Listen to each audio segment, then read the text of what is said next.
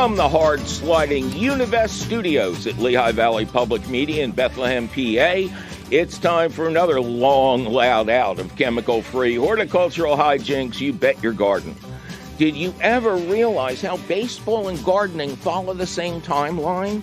With similar results often at the end of the season. I'm Mike McGrath, and on today's You Bet Your Garden, we'll discuss why they are essentially the same summertime diversion. And, of course, we're going to pretend to take lots of your fabulous phone call questions, comments, tips, tricks, suggestions, and curiously callous conformations. So keep your eyes and your ears right here, cats and kittens, because it's all coming up faster than the ump of destiny yelling, "Plant your peas!" Right after this. Support for You Bet Your Garden is provided by the Espoma Company, offering a complete selection of natural organic plant foods and potting soils. More information about Espoma and the Espoma Natural Gardening Community can be found at espoma.com. Welcome to a highly unusual edition of You Bet Your Garden, broadcasting from the Univest Public Media Center in Bethlehem, PA. I am your host, Mike McGrath, and later on in the show, we are going to indulge my love of baseball and gardening and reveal why they are exactly the same thing. Walt Whitman said so. Well, not really. In the meantime, we will take some of your fabulous phone calls at 888-492-9444. Marge, welcome to You Bet Your Garden. Hi, Mike. It's nice to be on You Bet Your Garden. It is wonderful to have you. How you doing? I'm doing great. How are you doing? I'm just ducky. Although Ducky would prefer that the ice be water outside, but that's... I'm getting too old for this. How come I can't Ducky just has to be a little patient. It'll happen. Ducky? I don't care about Ducky. I'm tired of slip sliding away. I do care about you, Ducky. I didn't mean it to be that cruel. Where are you? I am in Union Pier, Michigan. Okay, Michigan. Bringing up the map. It would be this is the southwest corner. So we're snuggled along the very edge of Lake Michigan, which actually puts us into zone 6, where surrounding areas would be more like zone 5. Yes, but the lake exactly. Helps us out a little bit. Because that's a huge body of water. It is. And do you, I don't want to keep changing the topic, do you use the lake? I enjoy the lake. It's beautiful. It's peaceful. It's serene. It certainly is a big magnet for people to be, putting their toes in the water. But I'm more into my garden than I am into the beach, personally. A segue. I know what that means. All right. What can we do for you? Well, I've been listening to your guidelines about watering and particularly raised beds because I have been enjoying my raised beds the last several years, and I have a rain gauge, and I check it routinely, and I put together one of those little drip watering systems, little tinker toy things that you can put together.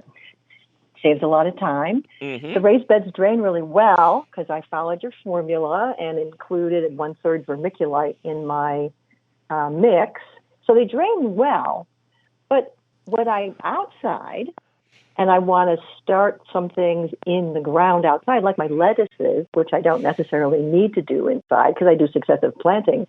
How in the world am I going to keep those babies comfortably, evenly moist when I'm only watering maybe once a week or so, depending, maybe twice a week to get that 1 inch? Okay, couple things. What do you do? I work in public media. I have a TV show and a radio show. Collect pinball machines. So there is no connection whatsoever between seed starting and gardening. The skill of one is not transferable to the other. So you're starting seeds indoors, or you're starting lettuce outdoors? Well, I do successive plantings of my mescaline, my cut and come again, I'm sorry, we can't in mention drugs my on the raised air. bed. Well, So, and there's things that I will routinely plant over and over again. You know, the rapinis and the radishes and things that it's much easier just to direct sow. Okay. I start all my lettuces indoors in huge containers and move them out into the garden, before all chance of frost is gone, because they're very cold hardy. When it comes time for the direct seed later runs, I as I announced on the show, I'm 70 years old, and bending is for chumps. So I have these great raised beds on legs and half whiskey barrels and, those fiber pots. And I do all of my salad greens in those. It's so much easier to go out and play cut and come again. And I'll never go back. The only stuff I plant in the ground is my garlic, which is doing fine, thank you. My tomatoes, even most of my peppers are grown in pots because it's so much easier to bring them in for the winter so you can perennialize them. And I've become a fool for potatoes. So, and that's, not something you have to, quote, pick on a regular basis. You put the potato in the ground, you cover it, it comes up, it flowers, and at the end of the season, you dig up these miracles of nature. So all the small stuff has been transferred to a series of raised beds on legs around my home. I don't worry about watering, really. But when it comes to seed starting, what's your setup like? Oh, I've got the opportunity to have shelving so I can water from underneath, and then I've got LED lights on top, and I've got 3 tiers of it. So I've got quite a bit of space. That sounds great. So that part works fine, and I love being able to have things getting started now. I've got my onions already started. But how do you not overwater the external beds if indeed what you're trying to do is get your bush beans to get going, or you want to get your cucumbers to get going, or, and like I said, in my case, mescaline mix, which I love to have big batches of it out there in the raised beds. Okay. But if I water them as they want to be watered to get them started, I'm overwatering the rest of the bed. You mean when you put them in as seeds? Right. Oh. Well, since your raised beds drain well, you know Thanks what? to the vermiculite. I prefer perlite myself, but I don't want to get into that. Get a bunch of chopsticks, and when you think maybe your plants need a little bit of help, push the chopsticks into the ground. If the tip comes out dry, then you water. Also, I have found that to start those kind of seeds, especially early in the spring, you have an outside hose, right? Is there any way you can moderate the temperature? Of the outside water? Yeah. No. And that's set up with my watering system as well. So again, I put together this sort of, tinker toy watering system, and I've got it on a timer so that I can have it water early in the morning. Excellent. And then if we get rain, I can turn that watering system off. Good. So that we don't need to get. And this tubing covers all the things we're talking about? Yeah, I've got them on over all the beds. Okay. In a situation like yours, where it's outdoors and you have good drainage, I would say that you can run your system for, let's say, 4 hours in the morning and then turn it off, and 2-3 days later, you can run it again. Have you ever... So do it twice a week. Seed starting has nothing to do with gardening. Well, yeah, the thing is you're doing both at the same time. That's the point. No. The tomatoes are already out there, but meanwhile, I'm busily putting my second and third and fourth batch of mescaline in. Tomatoes are already out there? No, but when I do it in the middle of summer. Scary. So they're out there doing their thing, and then I'm over there putting in yet another batch of lettuce or another batch of, whatever. And anything, I don't want to overwater the tomatoes. Okay, anything. Okay, well, first, you want to use my trick of a dozen crushed eggshells in the planting hole. That will help. That will help the tomatoes avoid blossom end rot, which is caused by overwatering. I've not seen. We love that. Yeah, I've not seen any sign of overwatering on my tomatoes, even when it's been a rainy week. But if you want to go for the gold, get one of those things of milled peat moss, one of those packages, and sprinkle an inch on top of the soil surface. Okay. It's a natural antibiotic, natural antifungal. And, when the seeds sprout, continue the watering every third day until they get their first true leaves, and then treat them like the other plants. Okay? Okay. All right, great. All right, good luck to you. Bye-bye. Well, thanks, Mike. Bye. Two little bugs, little bugs, little bugs, little bugs, little bugs, little bugs. Two little bugs, little bugs, little bugs, little bugs, little bugs, little bugs. Two little bugs, little bugs, little bugs, little bugs, little bugs, little bugs. Two little bugs, little bugs, little bugs, little bugs, little bugs, little bugs.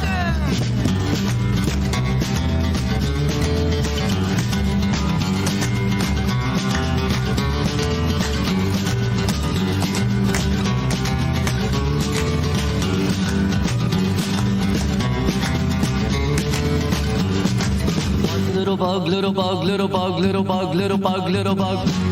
One little bug, little bug, little bug, little bug, little bug, little bug. One little bug, little bug, little bug, little bug, little bug, little bug. One little bug, little bug, little bug, little bug, little bug, little bug.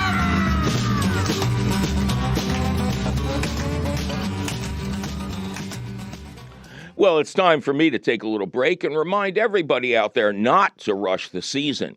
Yes, it is time to plant peas, lettuce, spring beets, radishes, and potatoes. Just don't be deceived into planting tropical crops like tomatoes, peppers, melons, and eggplants, because some of the warm days we've had are so tempting. But you will notice that they are followed by Arctic blasts. But don't go calling Kate Bilo for the latest weather update just yet, because we'll be right back with a treatise on the joys of summer and more of your fabulous phone calls. I'm Mike McGrath, and you're listening to You Bet Your Garden from the Univest studios at Lehigh Valley Public Media in Bethlehem, PA.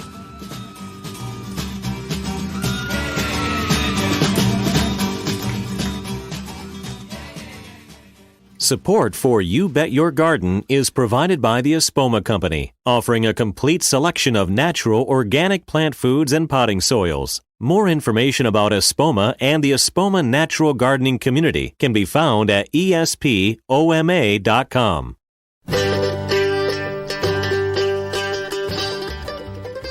Welcome back to an unusually thrilling episode of You Bet Your Garden from the studios of the Univest Public Media Center in Bethlehem, PA. I am your host, Mike McGrath. Coming up later in the show, we will try to explain why the great hitter, Rogers Hornsby, would have also been a great gardener. Yeah, you think so? But before that, a couple more of your fabulous phone calls at 888-492-9444. Rose, welcome to You Bet Your Garden. Thank you and welcome. And how's Mike today? Oh, Mike is just Ducky. And Ducky has a little friend visiting from Minnesota. So, it's just a party here. By the way, before we get started with you, Rose, those of you who saw my 70th birthday circus show may have thought, what's going to happen to all those Mylar balloons? And I did take them home. The cats love to play with the tails. And I asked Diane, man, what are we going to do with these now? And she says, don't throw them away. I cut them apart and use them as wrapping paper. What a great idea. I know. She's so much smarter than me.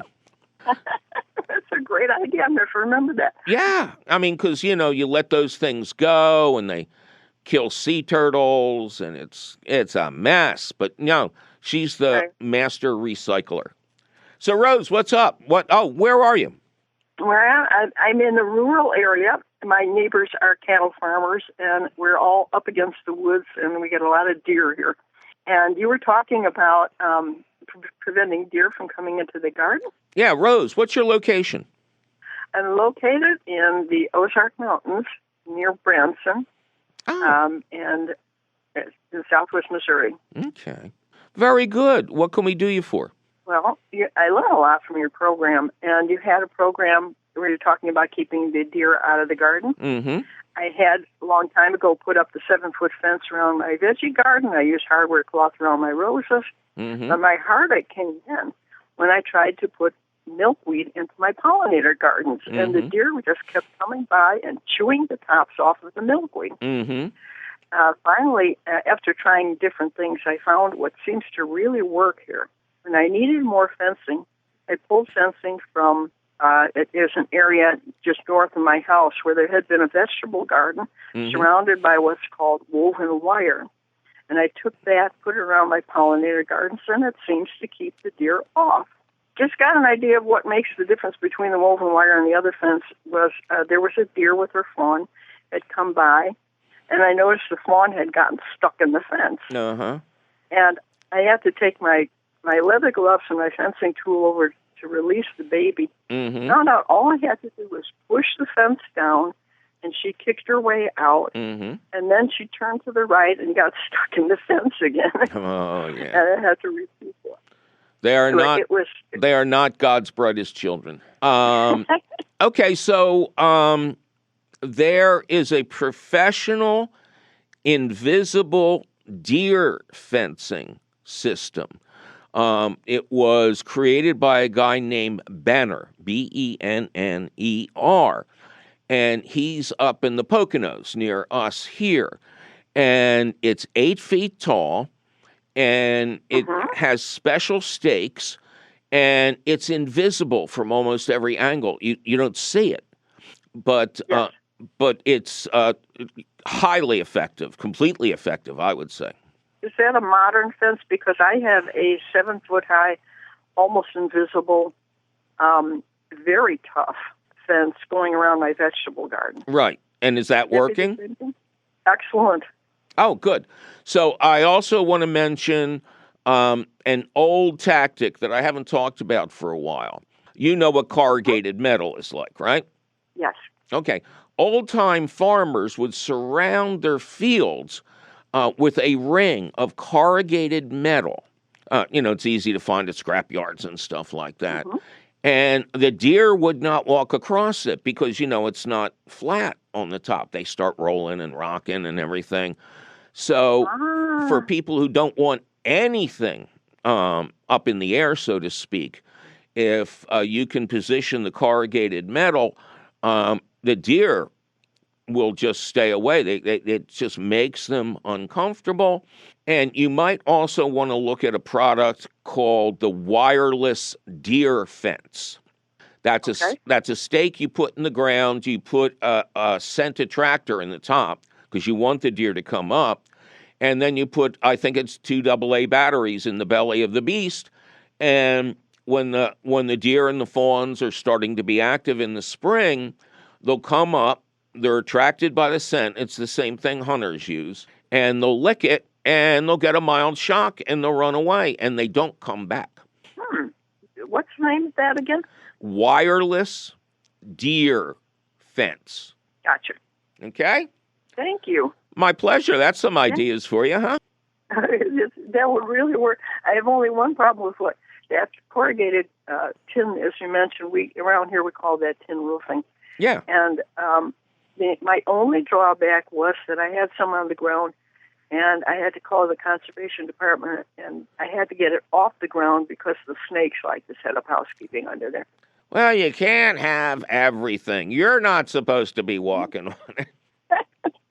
Those snakes are eating mice and voles and rats and rabbits. I mean, they're a very valuable garden protector.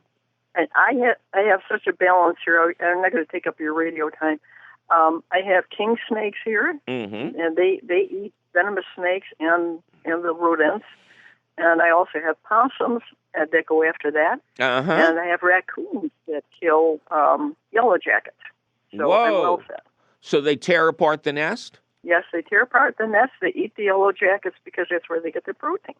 Well, I think you deserve a plaque on the wall of sustainable, symbiotic everything. Well, don't credit me. Give this to the Missouri Conservation Department, which is incredible. That's where I get my information. Well, I'll tell you, my dear friend, the late departed Dr. Jim Duke, who was the beneficial insect expert at the USDA for over 40 years, said an old trick, because he's from the same part of the world as you are growing up, and he said, pour some honey over top of the entrance hole, and raccoons will go for that like crazy. Wonderful. All right, that's 18 tips. We're moving on. All right, you take care. Bye-bye. 888-492-9444. Linda, welcome to You Bet Your Garden. Hi, Mike. Hello, Linda. How are you? I'm doing great. I'm waiting for the Arctic blast to hit us today. Oh, where are you? I am about 50 miles northeast of Nashville, Tennessee. Oh, okay. Well, you know, it seems this Arctic blast is like going almost nationwide. I mean, you know, Florida's getting snow. Texas is getting snow. This is nuts because the days, I don't know if you've had the same experience, but we have these glorious 70, 74-degree, bright, sunny days. And then if you're lucky enough to catch a weather guesser on TV, it's like, so it's going to drop to 20 tonight and you'll have an ice storm. It is a roller coaster these days. It is crazy, and it's crazy all over. What can we do you for? Well, I have a question for you. My property has, most of it is forested. So I have one area where I have put raised beds in. Unfortunately, it's about 20 feet away from a 70-foot tall magnolia tree. And every time I turn the soil in my raised bed, I run across all these roots from the magnolia tree. Okay. And I haven't had any luck with my vegetables growing in my raised beds. Of course not. I'm wondering if it's because of these roots. Yes, it is, but not in the sense that they're allelopathic or something like that. Magnolias are kind of unique in that their roots don't go down, they go out. So these are some of the most stable trees that you can grow. But it also means that you really can't plant anything around them because these fibrous, these rope-like roots are reaching out as far sideways as a healthy plant root would reach out down. Now, how long have you had these garden beds there? I've lived here about 18 years now. And when I first moved in, I built them, and I've amended them. I had the soil tested last year at the University of Tennessee, their extension here in the county. Okay. And the soil tested fine. There's nothing wrong with your soil. There's nothing wrong with your soil. There's nothing wrong with the roots, except the fact that the roots are where your plants want to be. So an unusual mistake, and don't feel bad because I wasn't sure that I would have known this, is you can't plant garden beds near a magnolia. They're going to be filled up with roots. Now, you say you turn the soil every year? Yes, I do. Why? And mainly to get rid of all the roots that are in it. Yeah, but that's not going to last. What No. size are your beds? These ones are, I have 3 of them out here. They're 8 by 8. 8 by 8? Yeah, 8 feet long, 8 feet wide, and they're probably about, I'd say that the soil is probably 6 to 10 inches thick in it.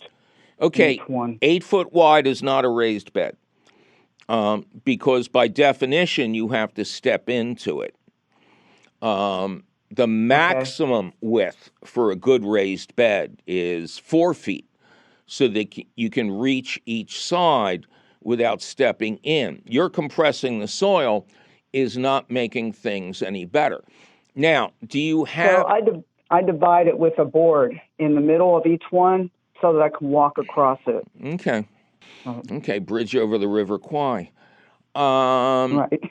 So is there another spot on your property that gets good sun that would not be near the magnolia? Well, unfortunately, I have 4 of these giant trees on this property, and I have one in the front yard that I do have. I have a garden bed out there for roses and flowers, that kind of thing. And that's about the only place where I get full sun is these 2 areas. Okay.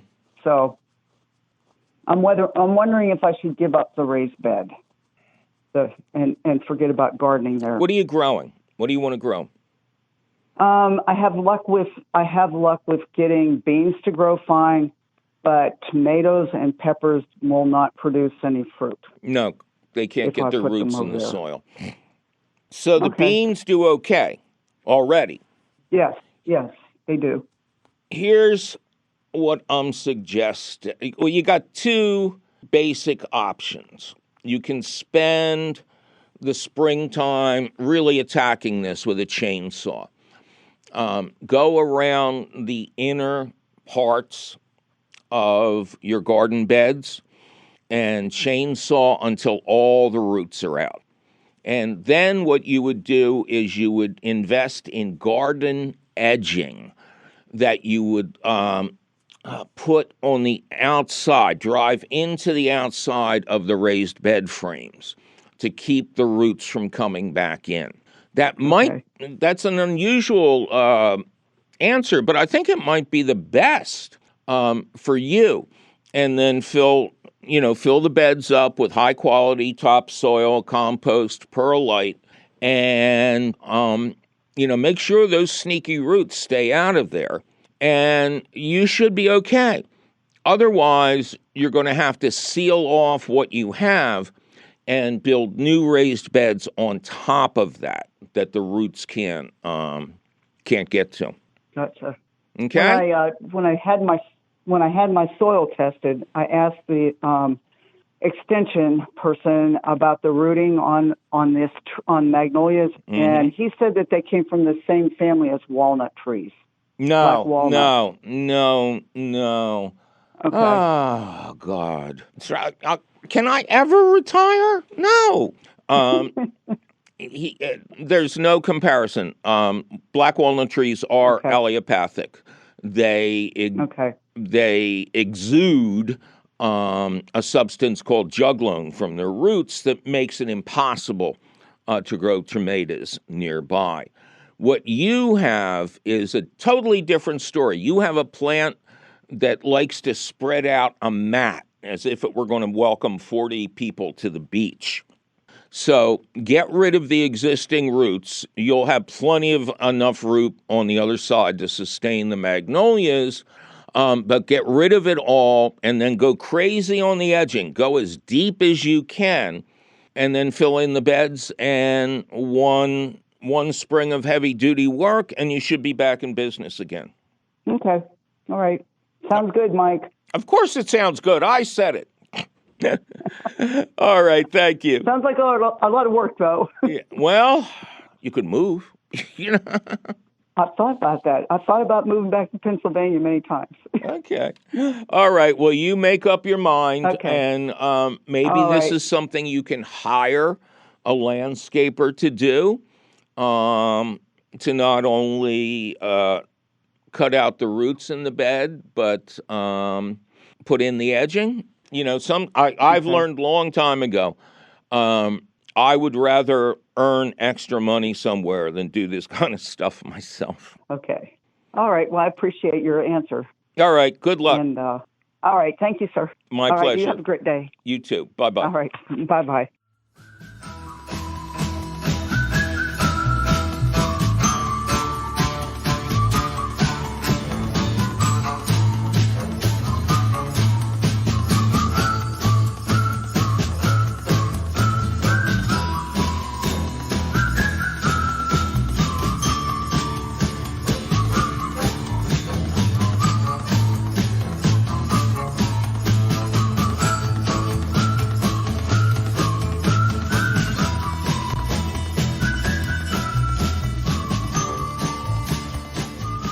Well, it's time for me to take a little break and remind everybody out there not to rush the season.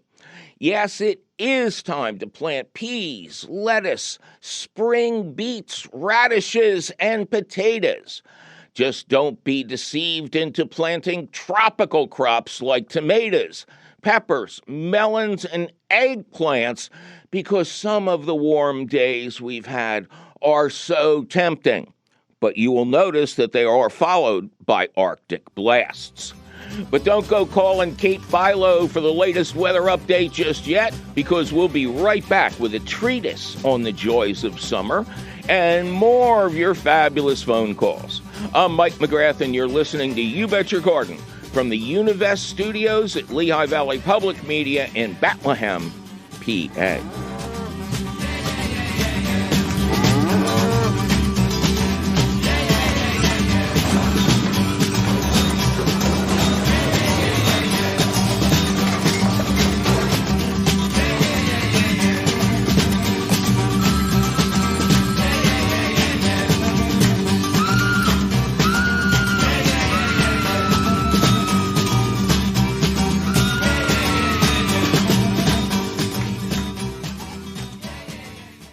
This is 91.3 FM, WLVR Bethlehem, WLVR.org.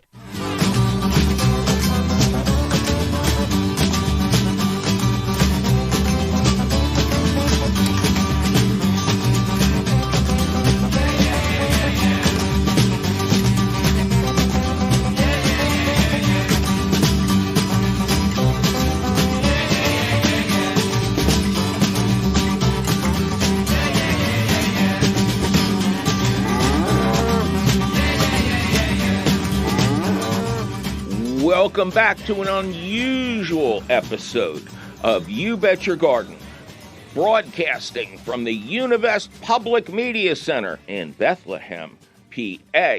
I am your host, Mike McGrath, and we're in the stretch now, cats and kittens.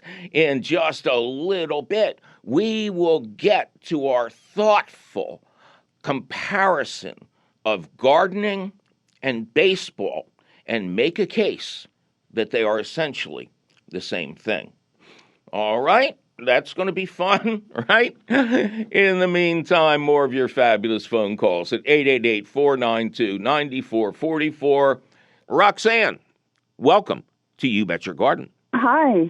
Hi. Hi, Mike. Thank you. Oh, thank you. How you doing? I am peachy. How are you doing? Well, guess who you get to introduce. Now, Ducky? No, Ducky is still here. But Okay. Ducky's cousin is visiting from Minnesota. And Oh, how fun. hey, yeah. So, yes, so I'm double Ducky. All right. Good. Where are you? I'm in Stewartsville, New Jersey. Right. And my question is about tomatoes. I actually bought a house down in Florida. I'm a New Jersey girl, been here all my life, 53 years, and I'm looking to continue to have nice tomatoes down in Florida. Mm-hmm. And I was wondering if there's anything that will compare to the nice New Jersey tomatoes that we have up here. You had mentioned some kind of purple tomato a few weeks ago, and I was wondering if there's something that I could try and grow down there. Well, purple tomatoes are not Jersey tomatoes, £3 for $half, Jersey tomatoes. Let's see. What part of Florida are you in? So I'm going to be in Citrus County, which is on the west coast, north of Tampa. Right. How low are you? Nice, how far south are you? It's the more north in the state, northwest. Right. Kind of straight in from Orlando. So the lot that we have is a nice wooded lot. It's not out in the sun. It's got pine trees and oak trees. It's got moss growing in the yard on the side. Yeah. And how is that good? How is that good for tomatoes? Well, I have hopes of, having different plants around the area, and I was just wondering if you have a recommendation of a tomato to try to get as close as I can to that nice Jersey taste. Well, you're far above the frost line.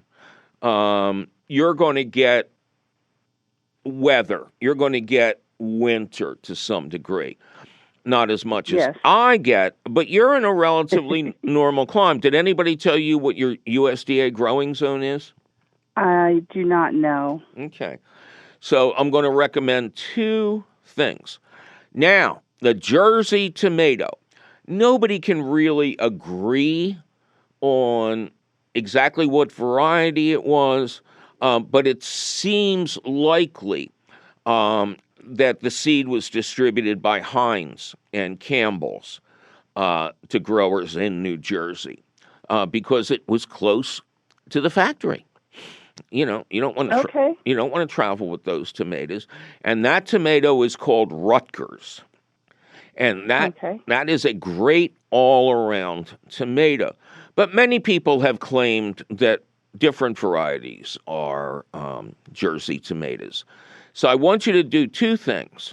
Go contact your local state extension service and ask them the recommended varieties for your region. They'll have a bulletin. They'll have a list. Got it. Secondly, check out Totally Tomatoes. It is the most inclusive tomato catalog that's out there.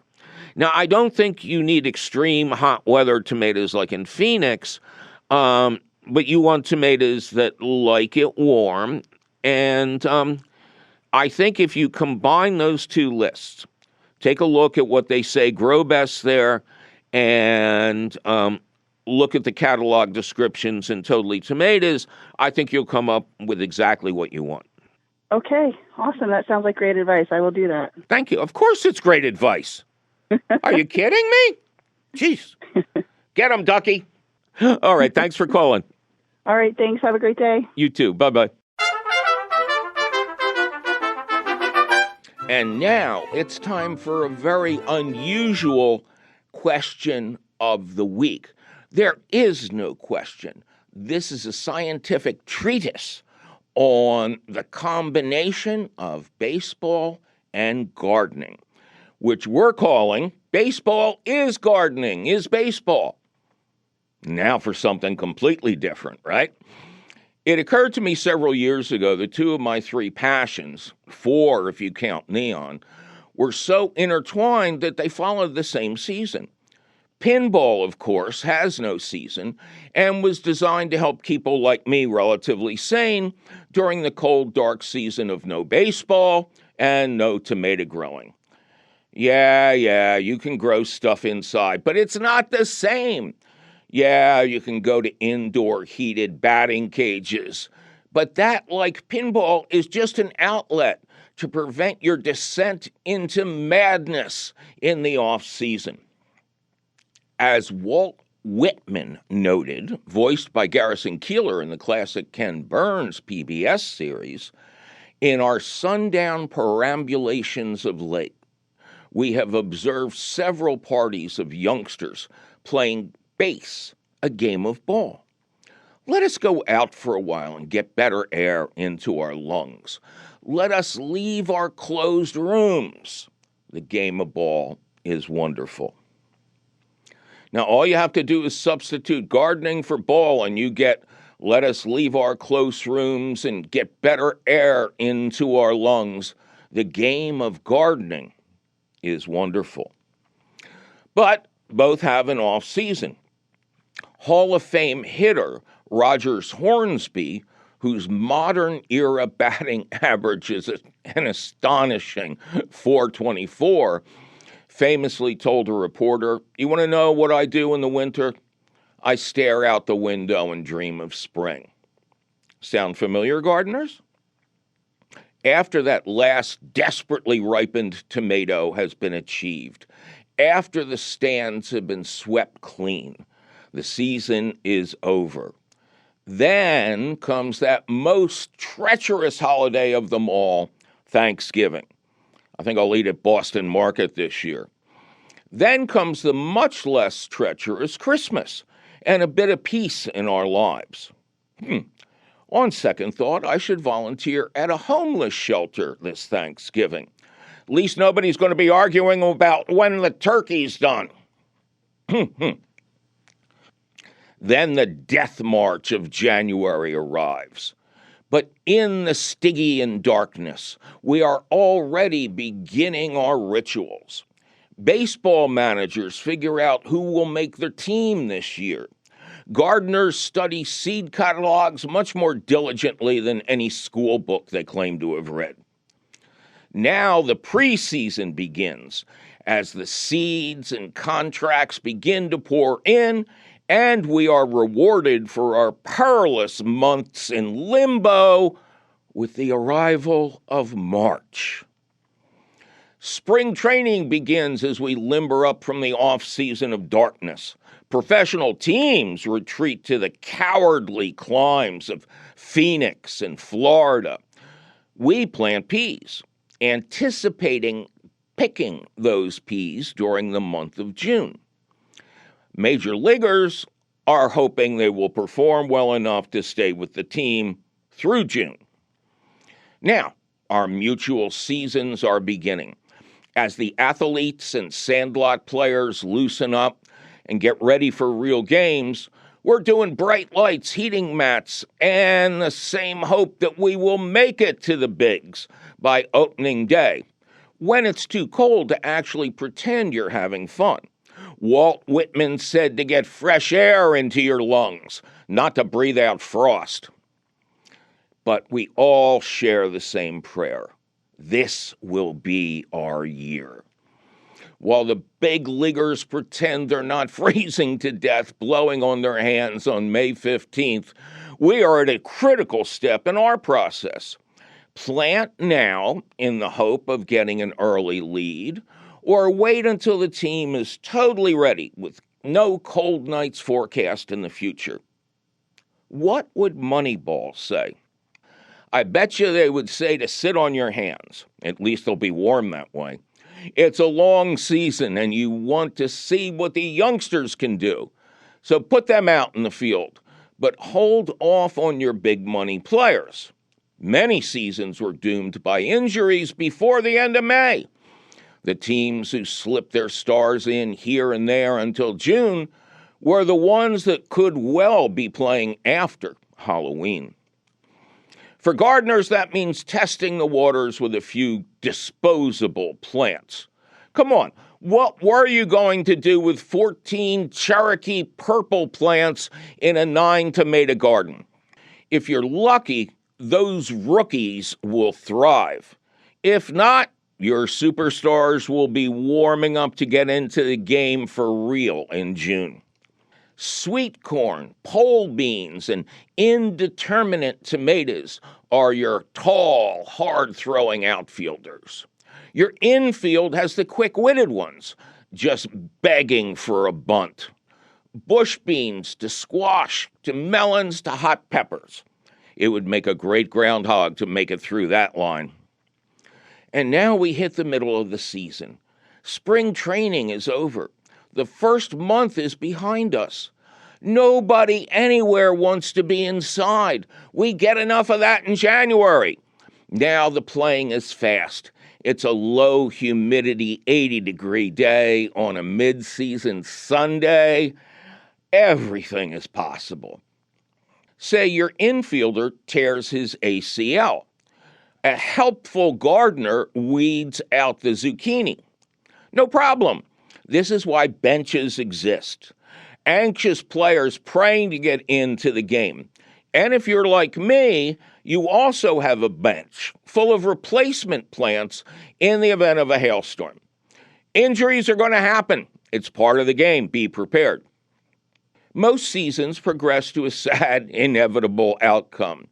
Many of us are done physically and horticulturally by September. But it's all gravy if you're not. Suddenly you're playing hard in late September, and then you're in the playoffs.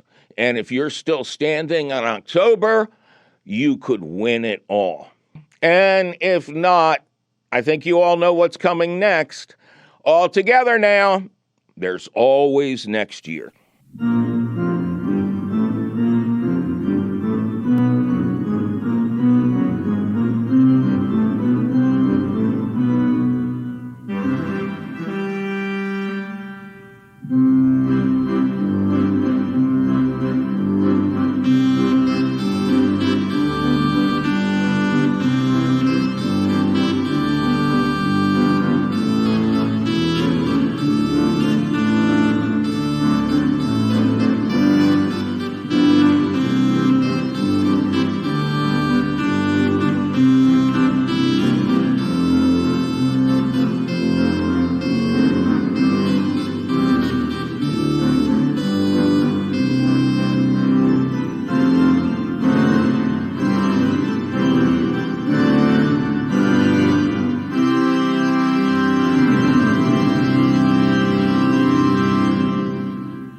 Well, that was an unusually philosophical look at our great games, now wasn't it?